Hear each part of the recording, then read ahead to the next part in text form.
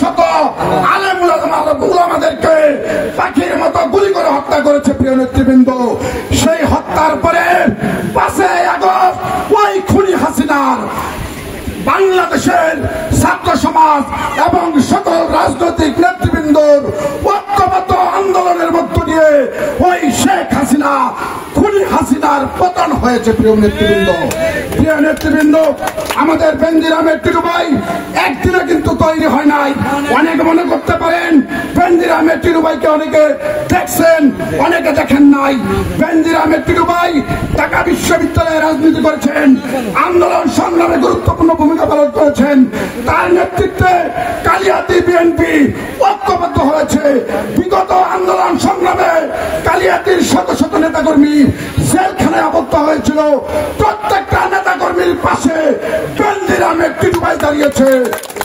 সেই কারণে আগামী যে নির্বাচন হবে সেই নির্বাচনে বেনজিরামের টিটু ভাই দানের শীষ প্রতীক নিয়ে আপনাদের মাঝে আমাদের মাঝে আসবে। সেই দানের শীষ প্রতীকে আমরা ঐক্যবদ্ধভাবে ভোট দিয়ে ওই জাতীয় সংসদে বেনজিরামের টিটু ভাইকে পাঠাবো এই আশাবাদ ব্যক্ত করে এবং সকলকে আমি একটি স্লোগান ধরবো, সেই স্লোগান ধরার আহ্বান জানাচ্ছি।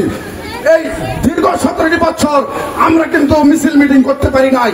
আমি স্লোগান ধরবো, আপনারা দয়া করে করতালির মাধ্যমে প্রমাণ করবেন নাগবাড়ির মাটি তাদের শীষের কাছে। প্রিয় নেতৃবৃন্দ, এই দেশে কোনো মার্কা আছে?